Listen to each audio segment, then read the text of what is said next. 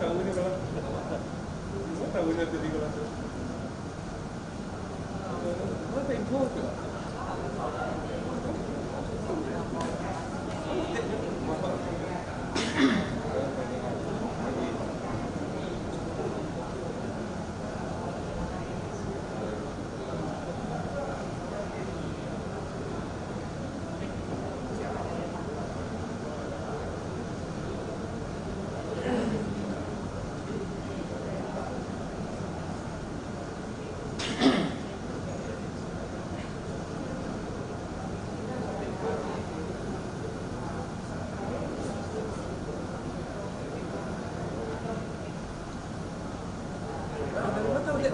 Awalnya ke rumah bang.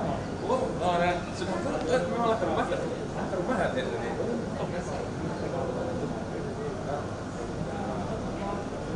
Oh. Ya, tadi kalau ada ke rumah gitu.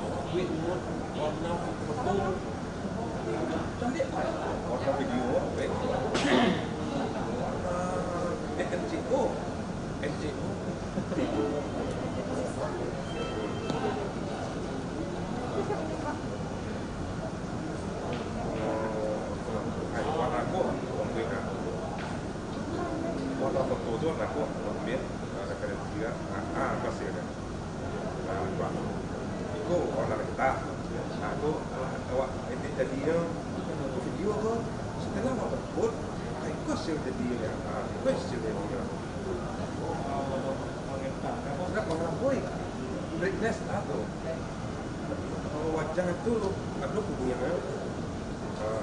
padahal aslinya tak kok modiku jauhnya mungkin ada makanya kalau setelah itu macam kalau setelah di dalam tuh rasanya banyak kopi bawa buat jauh naik jauhnya itu coklat sebenarnya siapa jauh yang berapa pun nih kalau jadi macam naik jauh itu karena ada di aku video Pak. Kerjanya Pak. Nah. Video.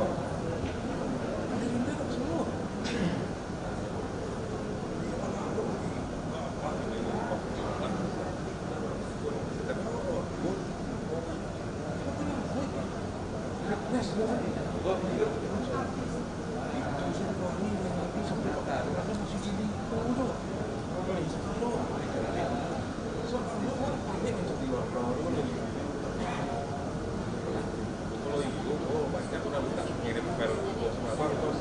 Jadi warna merah tuh.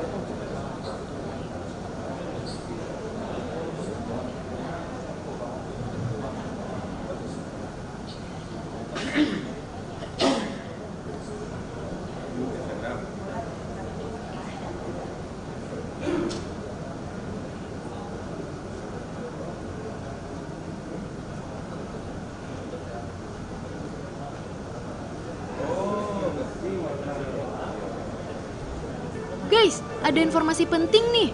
Pemilihan serentak akan dilaksanakan Rabu 9 Desember 2020. Pastikan dirimu terdaftar sebagai pemilih. Petugas pemutakhiran data pemilih atau PPDP akan memastikan dengan mengunjungi rumah kamu untuk melakukan pencocokan. Apakah bisa kita lanjutkan?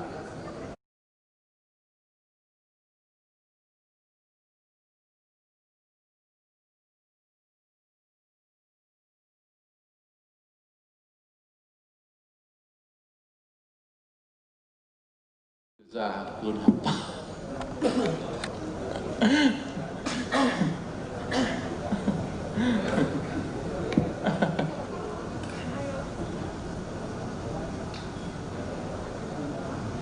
Ayo, silakan. Assalamualaikum warahmatullahi wabarakatuh. Bapak dan Ibu,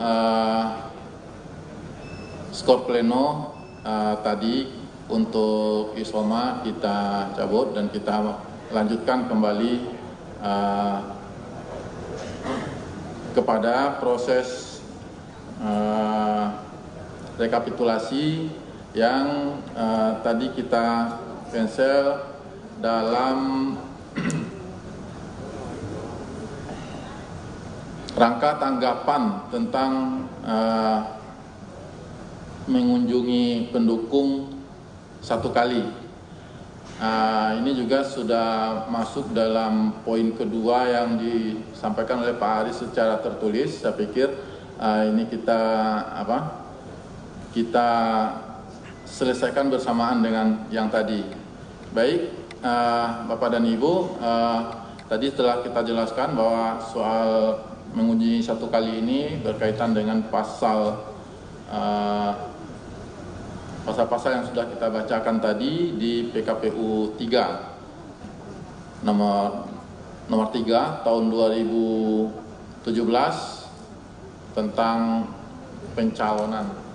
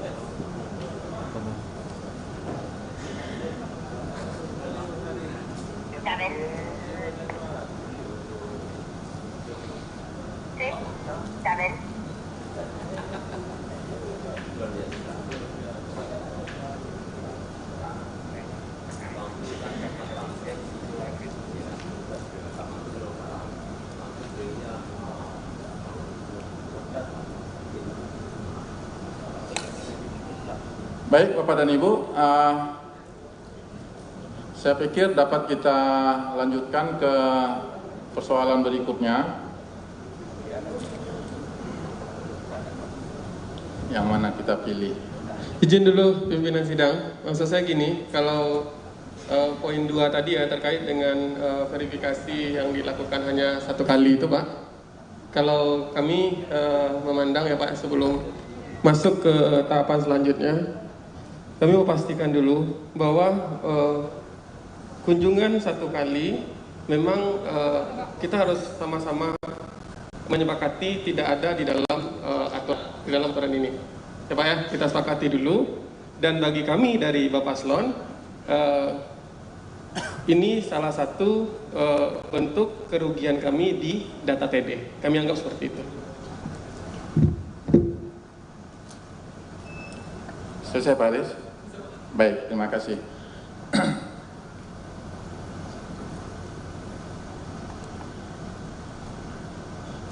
Kemudian ada nama pendukung yang dicoret, maksudnya di B11 Pak ya. Di B11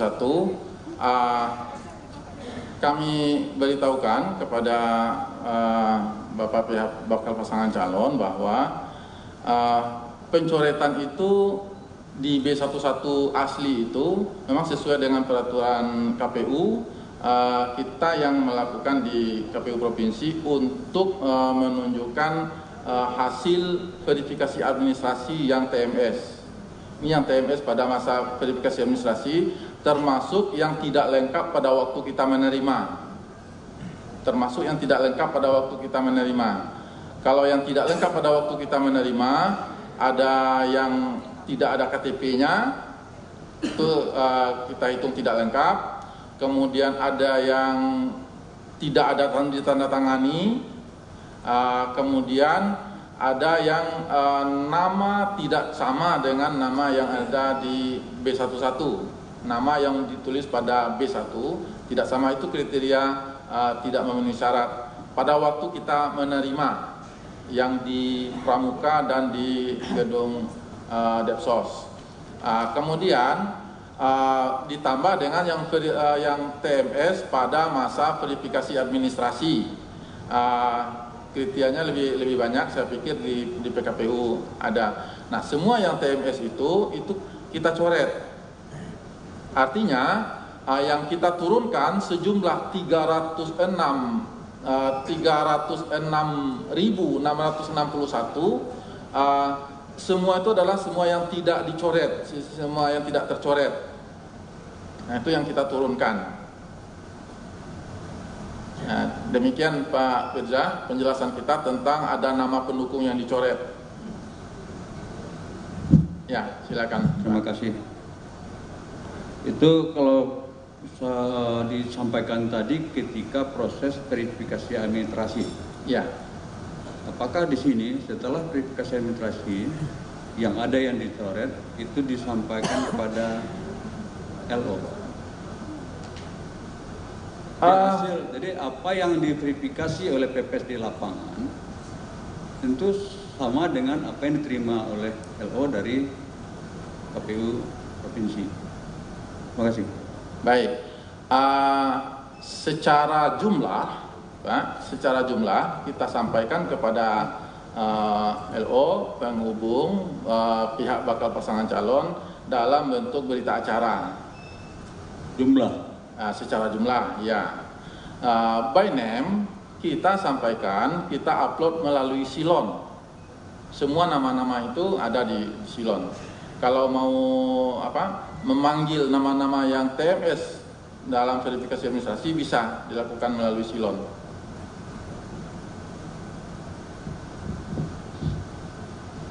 Izin pimpinan sidang, mungkin gini Pak, ini masalah data ya. Saya nggak tahu yang Bapak maksud itu Silon yang mana ya. Karena saya memang pemegang akun ya, akun Silon online maupun Silon offline gitu ya. Yang dimaksud dengan Silon yang Bapak sampaikan ini Silon yang seperti apa? Karena yang saya tahu sampai hari ini Silon online yang saya pegang itu datanya itu masih resmi data 336 dan status diterima dan belum ada update sama sekali sampai hari ini. Memanggilnya di pinggir yang di warna hitam itu, Pak. Jadi ada yang verifikasi administrasi, ada bagian yang TMS-nya itu bisa kita download semuanya. Ada yang TMS, ada yang MS. Itu di Silon online, Pak? Iya, di Silon. Silon kita kan cuma satu, Pak. Kalau yang offline sudah pasti nggak bisa diakses.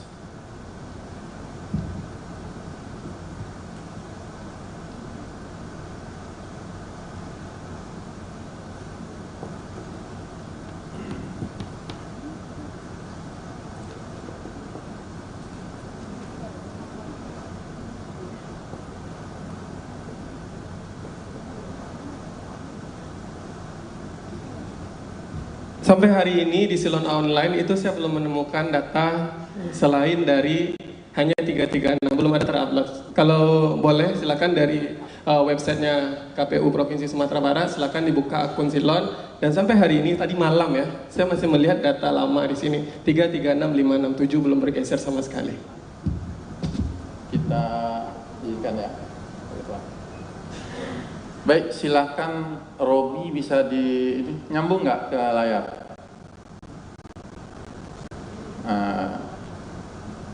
Coba dibuka akses Silon kita.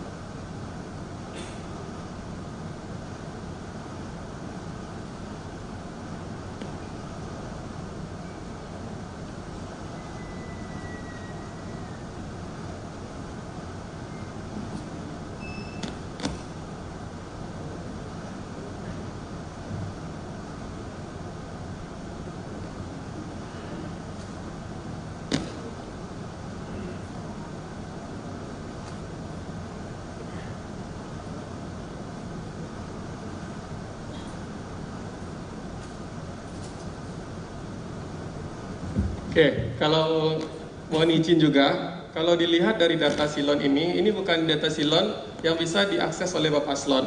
Kalau di data saya yang ada sampai hari ini, di data silon itu masih 336657. Kalau di silon yang di info pemilu ini, baru ada 327 ini adalah data yang didapatkan setelah proses penyerahan dukungan awal. Maksud saya gini Pak, kalau kita bicara masalah sistem dan lain sebagainya, kita harus pahami tentang proses-proses tadi.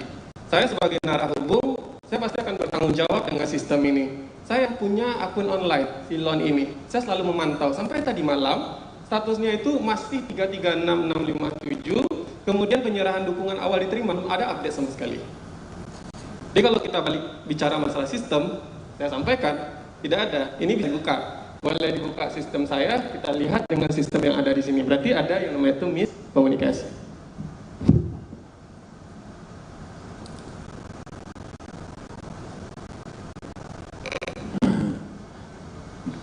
Saya kalau itu informasi Pak Aris, yang dari Pak Aris saya baru ini mengetahui.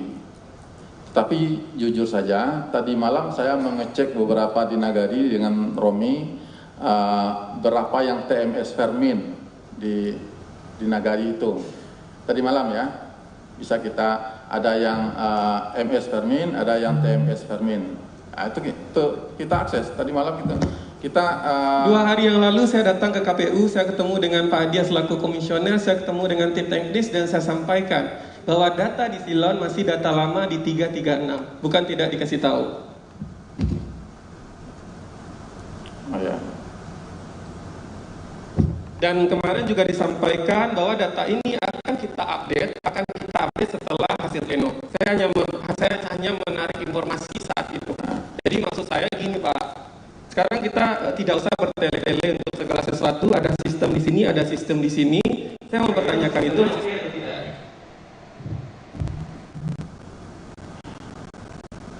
Kalau sistem ini memang sistem domainnya KPU RI, kita juga guna nih Pak Aris.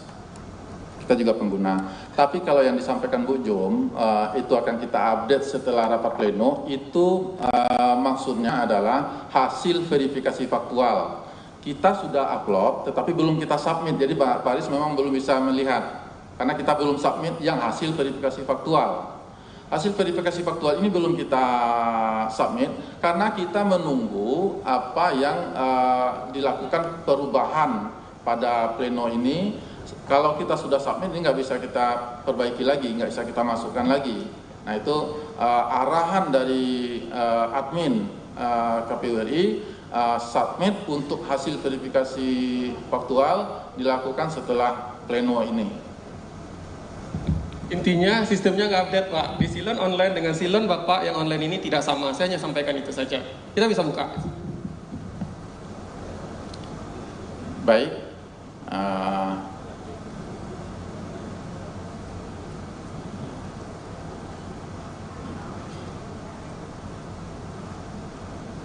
Masih ada yang mau disampaikan tentang Silon Pak Aris? Kalau saya gini, bukan masalah Silon yang saya permasalahkan. Yang saya tanyakan itu adalah bagaimana keputusan dari poin nomor 2. Poin nomor 2 ini merugikan kami selaku tim Bapak Paslon dan menyebabkan data TD menjadi banyak, lebih kurang 100.000. Sampai hari ini saya mendapatkan data TD itu memang by link. Cuman pertanyaannya di sini, apakah harus kami dari Bapak Paslon yang menghitung jumlah data TD itu? Kalau seandainya kami harus menghitung, maka ada yang namanya itu 1155 file. Kita rekap satu persatu. Sementara data MS bisa dihitung sama tim PPS. Kenapa data TD tidak bisa dihitung? Kenapa data TMS juga tidak bisa dihitung?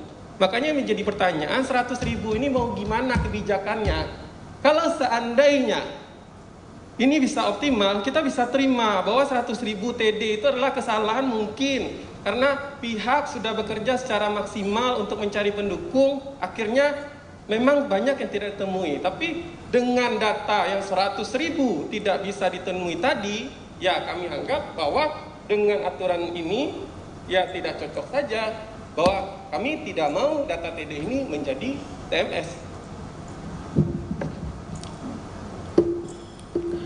Baik, saya hanya menjelaskan apa yang ada di dalam aturan. Tadi kan sudah kita bacakan bahwa tidak ditemukan, disampaikan kepada penghubung, dan terhitung 3 hari sejak tidak ditemukan, penghubung boleh mengumpulkan, menghadirkan di tempat yang disepakati. Nah, kalau ini tidak tercapai, pendukung boleh datang sendiri, boleh datang ke kantor PPS untuk menyatakan dukungan. Kemudian itu yang sudah pernah kita pesankan. Jangan datang sendiri saja, sebaiknya diupayakan mendatangkan. Nah, yang tadi kita sebutkan, kita menunggu sampai hari ke-14, bahkan sebagian menunggu sampai jam 00, karena memang mereka merekap juga pada hari itu. Sebagian yang sudah selesai merekap, mereka on call, artinya kalau ada yang datang ke sana mereka siap melayani. Nah, tetapi memang tidak menunggu bersama-sama di kantor PPS. Nah, karena ini memang tidak ada juga perintah berbeda dengan ketika kita menunggu untuk pendaftaran, misalnya penyerahan bakal peserta. Ini memang secara eksplisit tertulis ditunggu sampai jam 00, jam 24.00. Nah, katanya kalau jam 00 itu sudah tanggal berikutnya. Maksud kami di sini bukan ini Pak Ketua ya, sebagai pimpinan sidang, bukan soal tidak bisa ditemui dan kita kasih waktu 3 kali 24 jam, bukan seperti itu. Maksud kami di sini adalah, di sini kita sudah tahu, sama-sama tahu ya, atau mungkin ada kabupaten kota yang mau menyampaikan ke saya ada PPS yang mencari pendukung itu lebih daripada 1 kali. Ada, nggak usah kesana, tadi juga sudah kita sampaikan ada. Nggak, maksud saya kalau memang ada, karena di sini di temuan kita di kabupaten kota, ya dikunjungi itu hanya sekali dan tidak ada tertuang di sini, itu saja. Ya. Kalau seandainya Bapak mengakui bahwa memang di sini tidak ada tertulis 1 kali, udah selesai. Nah, tapi dalam bentuk ini forum loh Pak. Tidak ada tertuang di sini mencari itu hanya 1 kali. Sementara yang dilakukan oleh PPS hanya 1 kali, setelah itu diserahkannya kepada kita. Silakan kumpulkan 3 kali 24 jam. Ya. Nah, soal apa tadi, pendukung yang ada sebagian petugas yang mengulang kembali, itu faktor kerelaannya saja Pak Aris, dan itu juga tidak kita anulir, lanjut saja, tidak pernah kita anulir, tapi kita tidak dapat memerintahkan. Tadi sudah saya jelaskan kenapa kita tidak dapat memerintahkan. Bekerja sebagai PPS menurut saya bukan masalah faktor kerelaan dan lain sebagainya. Saya pun juga pernah bekerja kepada orang lain, misalnya di sini ya. Di sini saya lihat poin nomor 5 nih Pak ya, pencapaian harian itu minimal 25, minimal loh Pak. Kalau minimal 25 otomatis kalau mereka bisa sampai 57,5 oke kan? Tapi dari pernyataan tadi, setiap PPS bertugas mencari ya maksimal di 25. Saya mendengar statement dari Bapak tadi. Jadi antara target 25 dengan minimal 25 itu tidak akan pernah sama Pak. Makanya kenapa saya katakan PPS itu tidak optimal dan akhirnya merugikan di data tidak ditemukan, Karena di dalam aturan tidak dituangkan satu kali, tapi dalam pelaksanaan hanya melakukan satu kali. Itulah sebenarnya yang kami minta, kebijakan dari KPU Sumbar, ini mau diapain? Data kami yang 100.000 itu mau diapain yang TD ini gitu? Apakah kami akan menerima data ini akan di-TMS-kan? Tidak bisa gitu. Kasih kami kejelasan, payung hukum yang jelas bahwa memang ini hanya satu kali gitu. Setelah itu silahkan kumpulkan 3 kali 24 jam gitu. Karena ini penting Pak, ini nanti dijelaskan ke 100.000 orang. Kenapa datanya nggak ada? Kalau dia datang ke posko ramai-ramai seperti apa nanti jadinya? Jadi dia bahwa dalam ketentuan ini tidak ada menyatakan satu kali. Kalau ada satu kali, kalau nggak ketemu ditemukan oleh LO baru boleh seperti itu. Ini nggak ada ketentuannya. Nah, pengakuan hukum seperti itu kita perlukan. Gimana Pak ini? Kita masih sekitar tentang aturan satu kali tadi Pak. Tadi saya sampaikan juga, ya KPU jujur saja memang tidak ada aturan tertulis secara legal formal itu satu kali. Sebab kenapa? Tadi juga disampaikan bahwa kami pernah menyampaikan ya, tadi disampaikan bahwa kepada PPS itu mereka dikasih target. Seperti sini 25 orang target pendukung setiap hari. Ya tiap hari artinya kan bisa dilakukan selama 14 hari itu.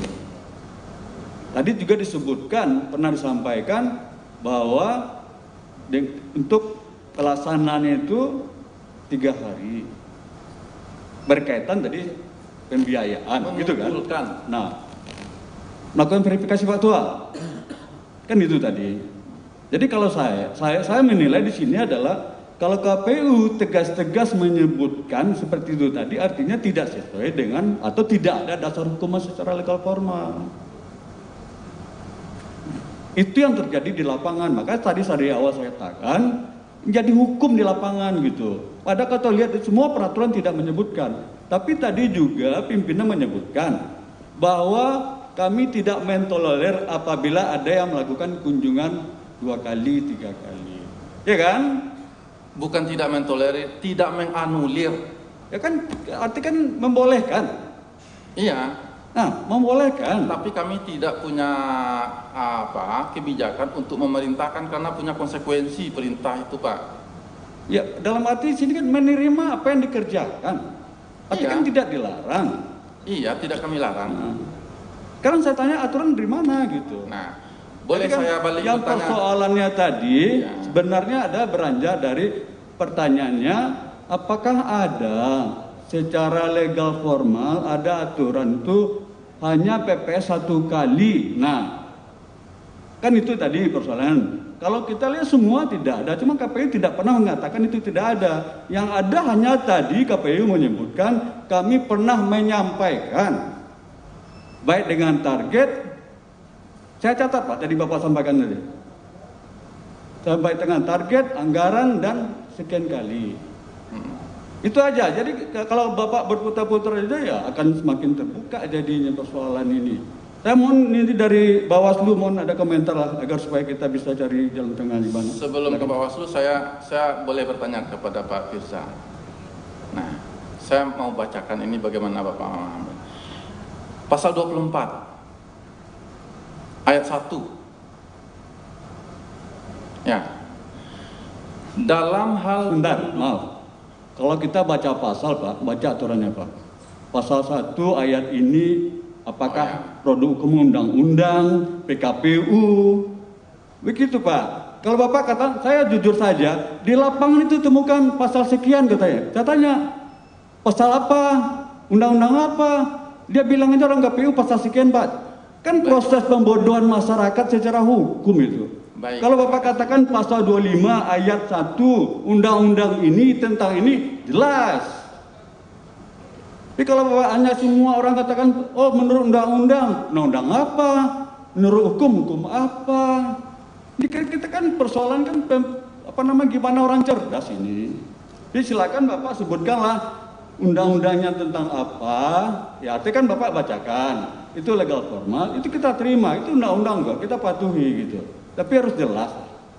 Baik. Sebutkanlah pasalnya, ayatnya, apa undang-undangnya, kalau itu perubahan yang keberapa, yang terakhir berapa gitu. Jadi kita fair gitu.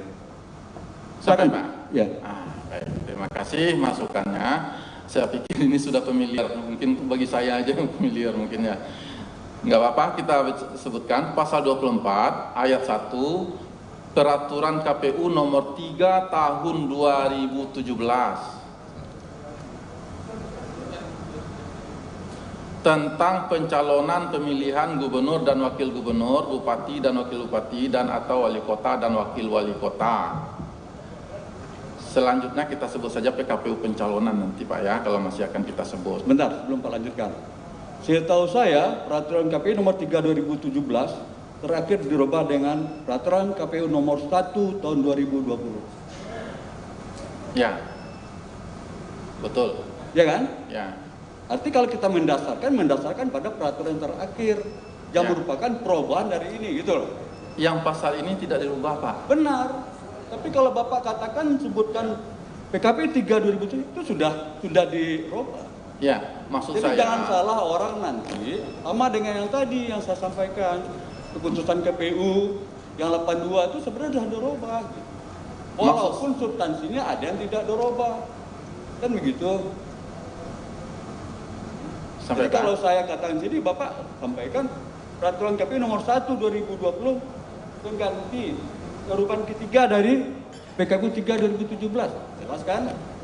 Sampai Pak? Ya. Baik. Kalau dicari di PKPU, saya nggak menyebutkan PKPU 3 kali perubahannya. Benar, yang ketiga. PKPU 15, PKPU 18, PKPU 1. Tapi saya nggak sebutkan yang 1, yang 18, yang 15. Kenapa? Karena norma pasal yang akan saya sebutkan ini tidak dirubah di sana, masih kita cari di PKPU 1 nggak ada. 1 2020 nggak ada. Adanya masih tercantum di PKPU 3 2017. Jadi ini masih tidak berubah sampai perubahan. Ya benar, saya tahu. Ini yang perubahan ketiga. Ya. Ya kalau kita baca undang-undang, yang terakhir kita bacakan perubahan ketiga dari peraturan nomor 3 gitu. Tapi kalau Bapak katakan tadi PKPU 3 2017. Baik, saya ulang membacakan seperti konsideran ya. Menurut pasal 24 ayat 1 Peraturan KPU nomor 3 tahun 2017 sebagaimana sudah dirubah beberapa kali, terakhir dengan peraturan KPU nomor 1 tahun 2020 tentang perubahan ketiga atas peraturan Komisi Pemilihan Umum nomor 3 tahun 2017 tentang pencalonan pemilihan gubernur dan wakil gubernur, bupati dan wakil bupati, dan atau wali kota dan wakil wali kota. Nanti selanjutnya kita sebut PKPU pencalonan Pak ya. Nggak sepanjang itu lagi. Nah, saya bacakan bunyi pasalnya. Kita baca.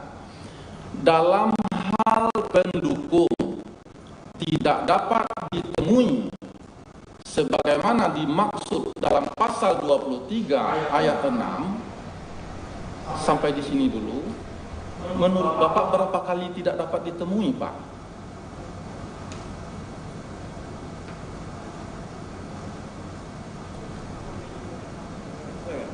Hah? Bertanya dengan saya, Iya, kan tadi saya mau bertanya kepada Bapak, cuma Bapak aja suruh bacakan. Gini, Bapak kan bacakan. Ya, saya sampai di sini dulu. Kalau baca pasal itu jangan setengah, Pak. Harus baca semuanya, baru bisa kita ambil tarik. Oh ya, bacakan semuanya. Baik. Nah, mama susah itu jangan susah. Jadi, oke. Pasal ayat 1 dulu ya. Kalau ayat 1 sudah boleh dipenggal ya. Dalam hal pendukung tidak dapat ditemui sebagaimana dimaksud dalam pasal 23 ayat 6 ya, PPS melakukan verifikasi faktual dengan cara berkoordinasi dengan bakal pasangan calon ke Pak Jen dan atau tim penghubung bakal pasangan calon ke Pak Haris untuk menghadirkan seluruh pendukung di desa atau sebutan lain garing kelurahan pada tempat yang telah ditentukan paling lambat 3 hari sejak pendukung tidak dapat ditemui guna mencocokkan dan meneliti kebenaran dukungan. Nah, yang mau saya tanyakan lagi, sampai dengan ayat 6 tadi saya ulang membacakannya. Dalam hal pendukung tidak dapat ditemui sebagaimana dimaksud dalam pasal 23 ayat 6, menurut Pak Firza, berapa kali tidak dapat ditemui di sini? Maksudnya berapa kali? Berapa kali PPS tidak dapat menemui ini baru terpenuhi? Bentar, kita nih mau bikin tafsiran pasal atau apa? Enggak, saya Kalau saya melihat di sini saja, itu saja sini, ya dalam 3 hari sejak tidak ditemukan, itu PPS berkoordinasi dengan tim di bawah. Bukan 3 hari sejak tidak berkoordinasi. Paling lambat 3 hari. Nah, apa yang dilakukan 3 hari sejak tidak ditemukan? Yang dilakukan paling lambat 3 hari sejak tidak ditemukan itu adalah menghadirkan seluruh pendukung di wilayah desa atau sebutan lain. Desa atau nagari maksudnya, garing kelurahan. Di mana dihadirkan? Pada tempat yang telah ditentukan. Artinya kita sepakati dulu. Yeah. Nah, kapan dihadirkan ke sana? Paling lambat 3 hari sejak pendukung tidak dapat ditemui.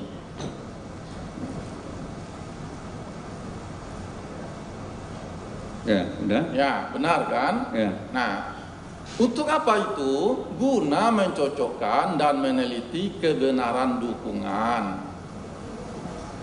Nah, pertanyaannya, kan kita sudah kunjungi, sudah cari, lalu tidak ketemu Pak Firza di rumah. Ini makna aktualisasi dari dalam hal pendukung tidak dapat ditemui. Tuh, sudah saya cari Pak Firza ke rumah, Pak Firza nggak ada di rumah, maka itu namanya tidak dapat ditemui. Yang sebagaimana pasal 23 tadi sekali-sekali nggak kita baca, nggak apa-apa lah sebagaimana ini ya. Nah, ini yang saya tanyakan kepada Pak Firza. Tidak dapat ditemuinya Pak Firza di rumah tadi itu, berapa kali tidak dapat ditemui menurut Pak Firza? 1 kali, 2 kali, atau 3 kali? 1 kali. Nah, ini menurut kami datang tidak temu saya, hitung sejak dia tidak ketemu 3 hari. Yang tidak temui, akan bertemu di mana? Kan gitu. Kalau tidak juga bisa apa dia temukan, yang tidak ditemukan datang. ya. Begitu. Bentar Pak. Terus harus ingat juga, ya, penerapan pasal ini tidak lepas daripada persoalan PPS berkoordinasi dengan LO. Nah, Ya. ini kan jadi pertanyaan juga, apakah itu dilakukan atau tidak? Pak, saya beritahu Bapak bahwa LO itu nggak ada sampai tingkat nagari, Pak. Nggak ada LO sampai ke tingkat nagari. LO yang dikirim Pak pasangan calon hanya sampai tingkat kabupaten saja.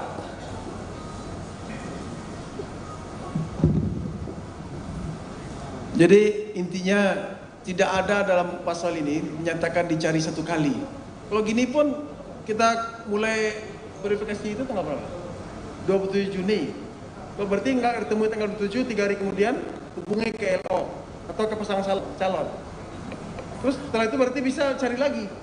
Ya, saya sudah berusaha serigid mungkin ya. Dan kalau Pak Firza tadi sudah menyebutkan memang 1 kali, itu disebutkan sendiri oleh Pak Firza.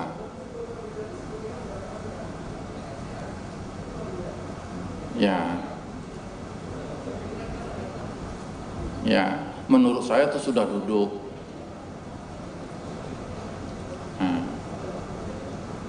Baiklah ya, sudah cukup lah masalah ini ya Pak Firza ya. Nah, saya terangkan kelanjutan dari tadi yang sejak Pak Firza. Baik, pakai mic-nya Pak. Kalau saya lihat tadi menafsirkan yang ditanyakan pimpinan tadi, saya menafsirkan ini yang berapa kali yang dikatakan setelah itu baru 3 hari kan.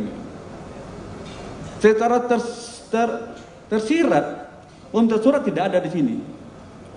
Itu yang ditanyakan Pak Genius tadi. Ada nggak tertulis? Nggak ada. Tapi, mohon maaf, bisa dibuka lagi catatan kita awal tadi. Itu tadi pimpinan sidang menyebutkan. Tidak bisa kita bantah. Termasuk masalah pembiayaan, masalah yang 3 tadi saya catat. Jadi kalau kita berputar lagi ke sini ya jelas tidak akan ketemu titik-temunya. Ya, saya pikir ini kan, tadi sudah ketemu ini apa? Mendasari legal formalnya begini, kan kembali kepada ditafsirkan apa? Kan penafsiran tadi itu yang ditanya ke saya kan? Ya, saya tafsirkan gitu. Bukan penafsiran saya kan, Bapak kan juga pertanyaan kan? Bapak tadi ke Bapak saya, juga memaknai demikian kan? Ya, menurut Bapak gimana? Menurut saya gitu. Ya, orang datang sekali nggak ketemu sama saya, kita, Pak. Ya kan, terhitung sejak itu dalam 3 hari itu saya harus cari orang itu kan. Sama pemahaman kita Pak, sama penafsiran kita. Tidak disebutkan ya 1 kali. Ini yang tadi disampaikan Pak Genio. Iya, sudah sama pemahaman kita Pak, sudah sama penafsiran kita, nggak berbeda. Oke. Baik.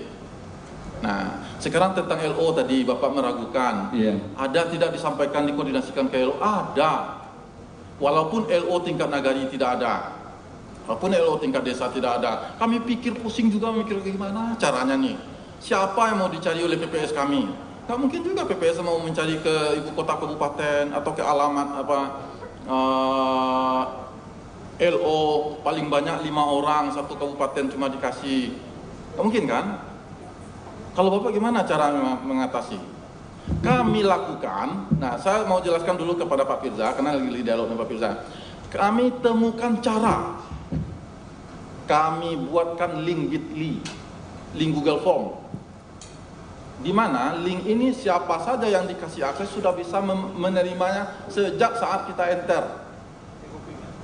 Maka link ini kita sepakati, ini kita sepakati loh sebelum kita lemparkan, sebelum kita laksanakan. Nah, kita berkoordinasi lewat link Bitly ini, link Google Form ini. Nah, ini setiap selesai kami perintahkan PPS untuk mengisikan link Google Form itu. Hari itu juga sudah bisa dibaca. Saya sudah tanya kepada Pak Aris bisa mengakses? Bisa. Jawabannya. Berarti nggak ada masalah dengan link Google Form itu. Nah, 3 hari sejak tidak ditemukan, hari tidak ditemukan, paling lambat besok paginya itu sudah masuk di link itu. Oke, 3 hari sejak itu, kesempatan menghadirkan, mengumpulkan di tempat yang ditentukan, yang disepakati. Ya Pak ya. Kalau itu tidak tercapai, belum habis Pak kesempatan Bapak. Masih ada. Yaitu hadir pendukung itu ke kantor PPS. Saya paling paham Pak kalau soal verifikasi ini karena sudah hampir 15 tahun saya menjadi komisioner ini memverifikasi seperti ini. Nggak ada orang yang akan datang begitu saja rela Pak. Saya ingatkan, Pak didatangkan Pak ya. Jangan ditunggu datang saja, nggak ada itu. Karena sudah berkali-kali saya mengalami. Buktinya, banyak kabupaten-kabupaten kota ini yang dikumpulkan yang datang sendiri ke PPS 0 Pak jumlahnya. Nggak ada sama sekali.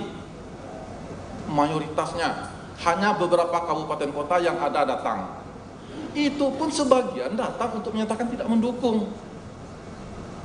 Nah, mana upaya menghadirkan Nah, interupsi ini yang saya Ketua minta dulu, pimpinan sidang. Ini yang dulu sudah pernah saya minta. Di sini kita tidak sedang berceramah ya pimpinan sidang ya, saya berjelas. Diperkuat. Intinya gini, Pak Firza masih intensif ini. Pak Firza masih ini. Mau mendengarkan dulu? Ya. Ini yang saya sarankan dulu agar diperkuat upaya untuk menghadirkan. Memperkuat upaya untuk menghadirkan, menekan jumlah TMS yang tadi sampai ratusan ribu, dibilang 100.000 lebih, seratusan ribu lebih. Kita tekan itu, Bapak. Datangkan mereka. Kami tunggu.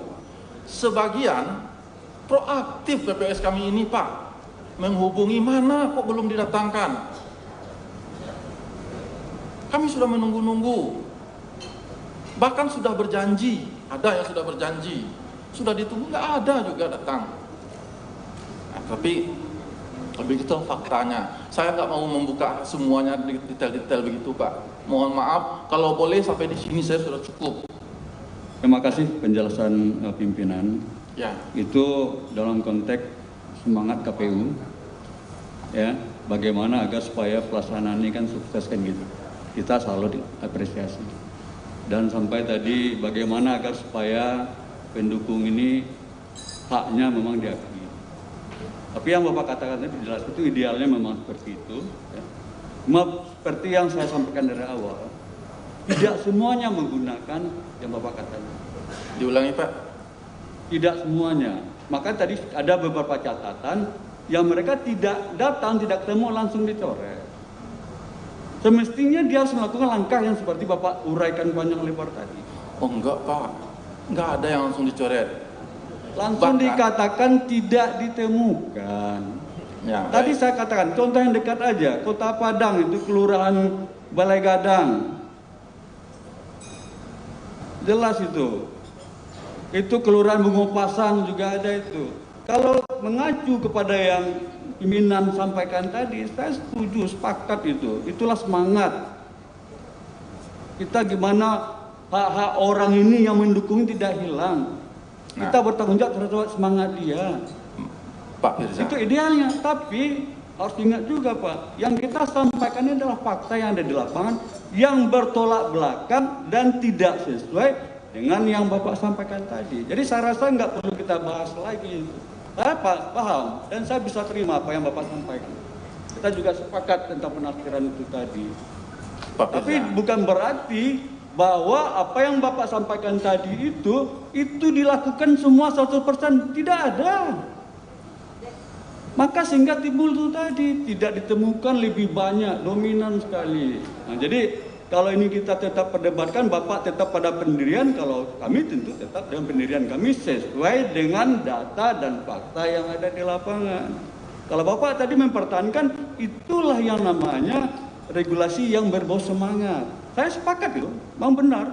Kita sepakat malah penafsiran itu tadi kan, 1 kali, ada waktu 3 hari, itu regulasinya. Saya rasa kalau kita perpanjang lagi, ya jelas kan. Tapi yang intinya bahwa apa yang Bapak sampaikan, saya sepakat, setuju. Idealnya seperti itu. Tapi harus ingat, yang fakta terjadi tidak seperti itu. Saya tidak katakan 100% tidak itu, ya enggak. Di beberapa tempat terjadi. Langsung dieksekusi tidak ditemukan.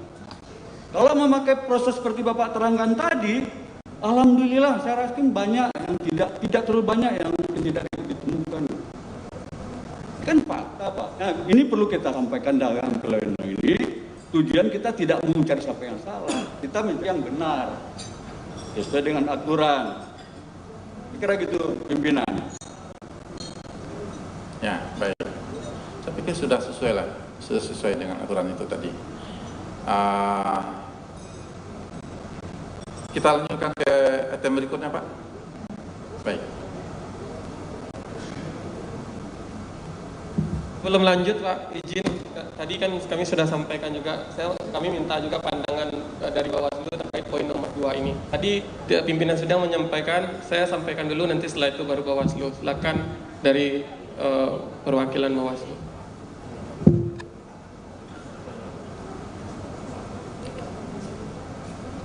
Baik, kita kasih kesempatan. Silakan Pak Ketua. Ya. Ya. Terima kasih pimpinan. Bismillahirrahmanirrahim. Assalamualaikum warahmatullahi wabarakatuh. Waalaikumsalam. Terima kasih atas kesempatan yang diberikan. Kami mengikuti dinamika rapat pleno ini termasuk dari awal sampai saat ini. Terkait dengan kehadiran Bawaslu di dalam rapat pleno ini adalah dalam rangka mengawasi rapat pleno terbuka yang dilakukan oleh KPU Provinsi. Artinya seluruh dinamika yang terjadi pada hari ini sesuai dengan alat kerja yang kami miliki, kami masukkan ke dalam form A pengawasan. Artinya kami juga tidak menghakimi apa yang terjadi dalam forum ini. Dan dinamika sudah berjalan sesuai dengan yang seharusnya, karena memang seharusnya KPU Provinsi Sumatera Barat menjelaskan berbagai persoalan yang ditanyakan oleh apakah pasangan calon, LO atau tim yang hadir di rapat pleno ini. Dan tentunya keputusan dalam rapat pleno ini adalah menjadi kewenangannya KPU Provinsi Sumatera Barat. Terkait hal-hal lainnya, tentu Bawaslu mengikuti dinamika ini. Kami tidak memberikan solusi dan bukan memberikan putusan kecuali dalam persidangan di Bawaslu. Itu mungkin bisa kembalikan ke pimpinan rapat pleno. Atau ada yang menambahkan? Nah, silakan. Baik, begini. Tadi kami sengaja membiarkan dinamika ini berjalan, memberikan kesempatan kepada LO supaya mempertanyakan apa hal yang menjadi keberatannya. Bawaslu tentu punya penilaian sendiri terhadap seluruh proses yang terjadi dari tingkat kabupaten kota sampai hari ini. Tapi kami tetap penilaian itu akan memberikan setelah seluruh kesempatan seluas-luasnya kita berikan kepada LO, karena ini kan kepentingannya ada pada LO dulu. Jadi pandangan kami terhadap proses ini akan tak kami berikan secara komprehensif. Jadi kami akan kami berikan setelah seluruh proses menyangkut hasil antar kabupaten kota ini sudah selesai, kita akan berikan pandangan akhir kami terhadap ini. Terima kasih Pak. Saya kembalikan. Terima kasih Pak Puna, terima kasih Pak Ketua. Kita lanjutkan ke item berikutnya. Silakan pimpinan sidang, kita lanjut ke poin 1 terkait dengan form 51 KWK. Poin Pak Firza belum selesai nih.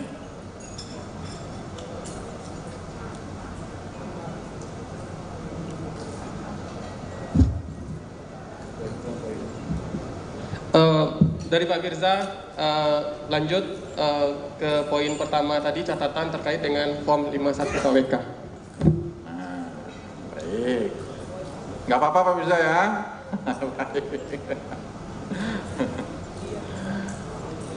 Tentang formulir form ini saya perbaiki, bukan form 5.1 KWK. Lampiran form 5B51 KWK ya Pak ya? Enggak, saya hanya khawatir saja ditegur lagi sama Pak Firza.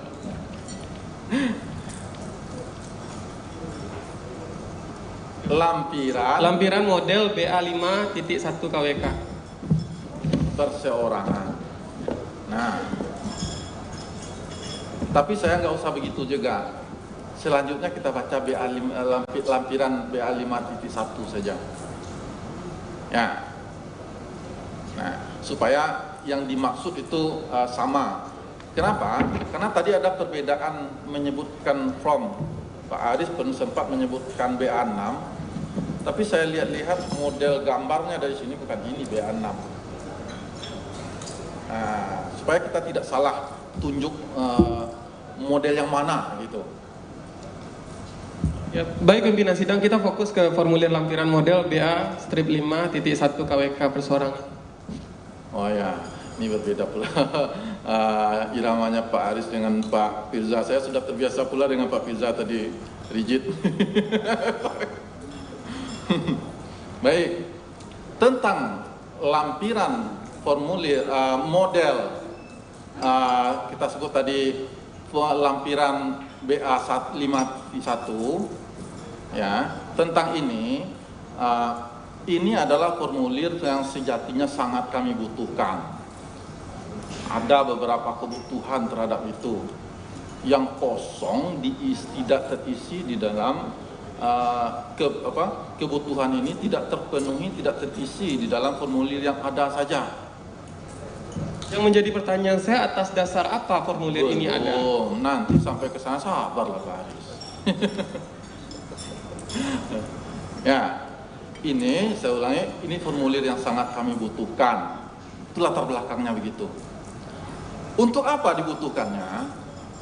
Pertama, untuk mengontrol agar petugas kami betul-betul turun ke ini, betul-betul turun menemui pendukung seluruhnya.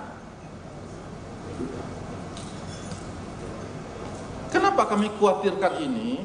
Karena saya ini sebelum kami, bukan saya aja ya, kami tim KPU melakukan studi banding juga ke berbagai daerah. Ini diingatkan teman-teman di sana.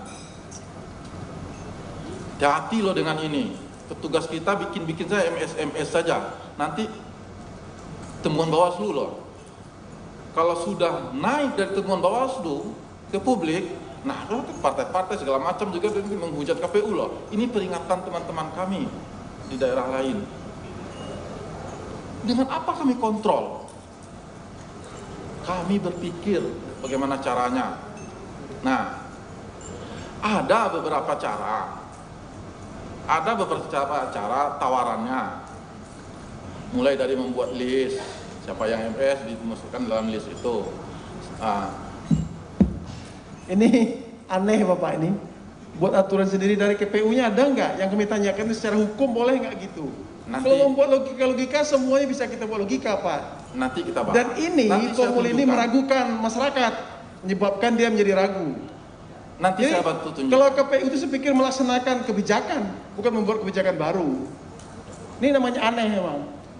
Ya. Nanti saya tunjukkan Pak. Ya. Saya teruskan ya. Itu satu.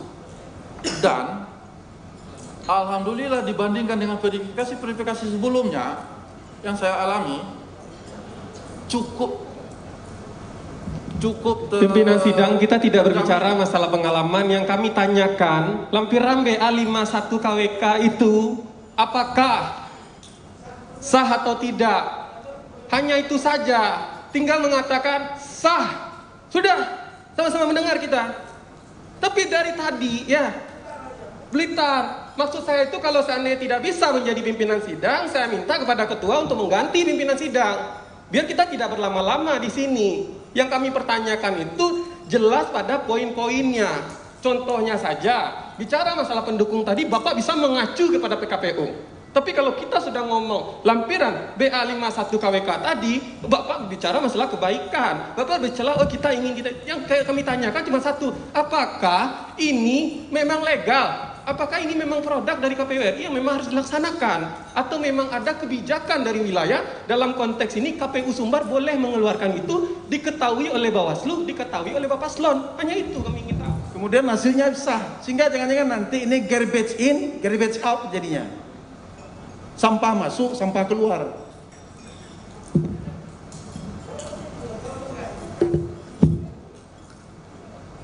Kalau dijawab legal, jelas semua harus mendengar bahwa hari ini disampaikan seperti itu. Kami menunggu jawaban itu saja. Pimpinan yang kami hormati, kalau disampaikan tadi landasan berpikirnya itu karena tadi kan adalah untuk menjaga-jaga, dan itu pun juga berdasarkan studi banding tempat yang lain. Artinya tentu dengan itikat baik. Kalau secara legal formalnya jelas tidak ada aturannya panjang yang kita punya.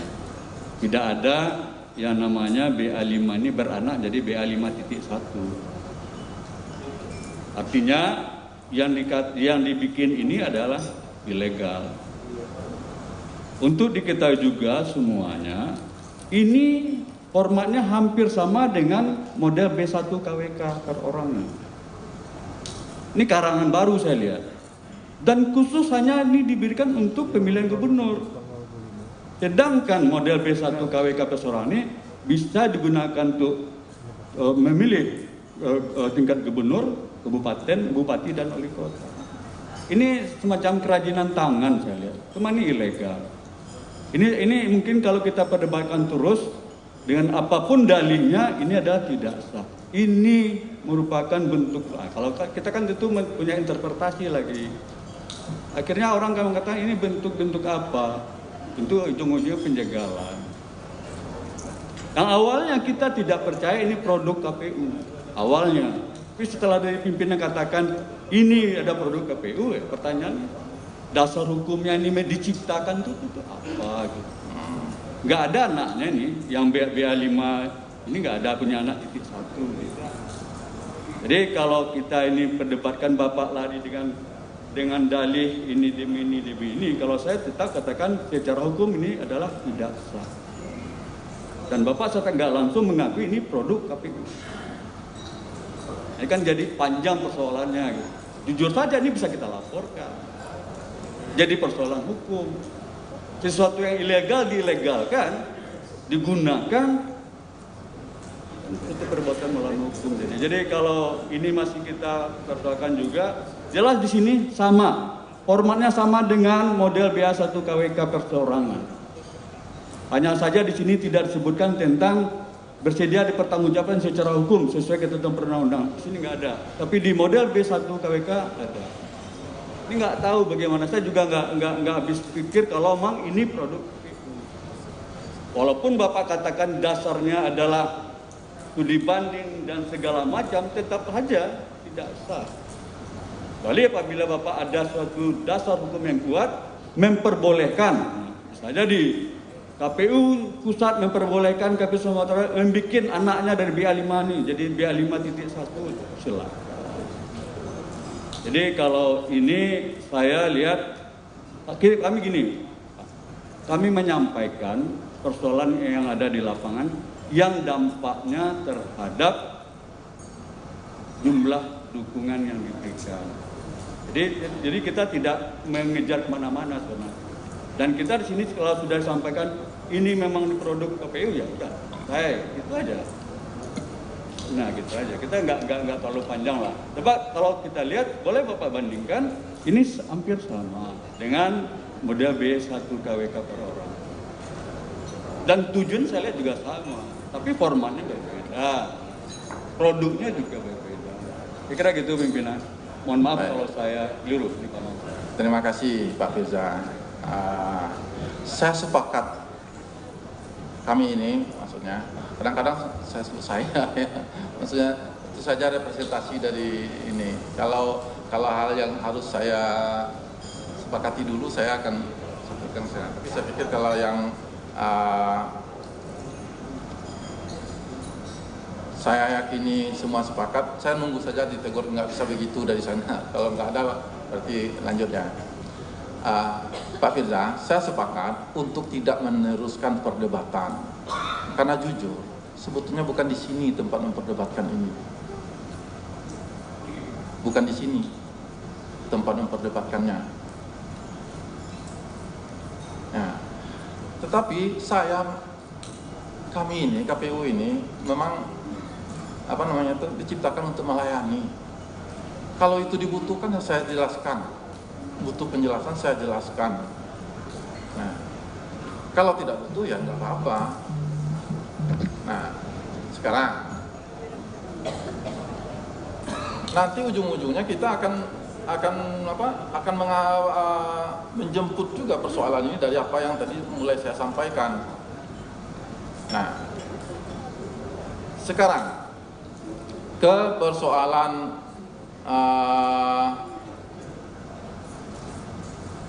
legalitas formulir ini.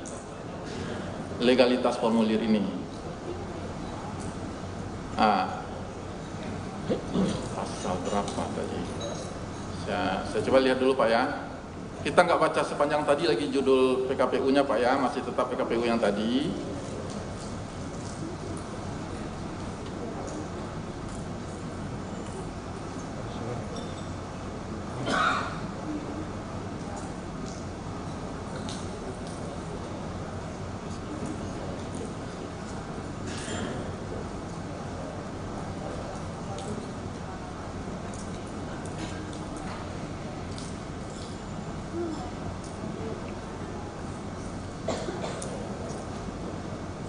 masih tetap di antara 4 PKPU itu, PKPU 3 dengan perubahan PKPU 15 2018, 18 2019 dan 1 2020 masih tetap di PKPU 3-nya, Pak. Di pasal 94 bab 11, judul babnya pedoman teknis. Ayat 1, KPU menetapkan keputusan KPU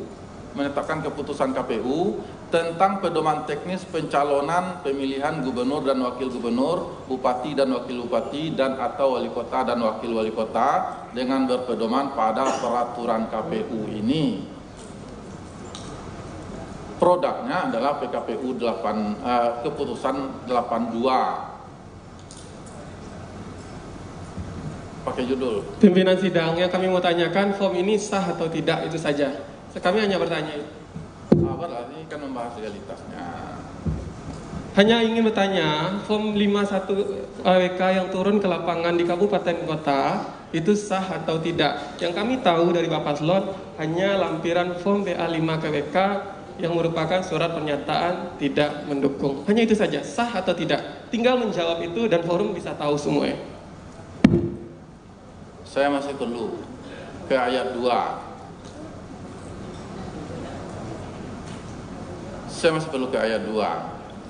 Di ayat 2 ini, KPU Provinsi Garing Kip Aceh menetapkan keputusan KPU Provinsi Garing Kip Aceh tentang pedoman teknis pencalonan pemilihan gubernur dan wakil gubernur dengan berpedoman pada peraturan KPU ini. Ini akan menjelaskan kenapa di kabupaten kota tidak menerapkan ini.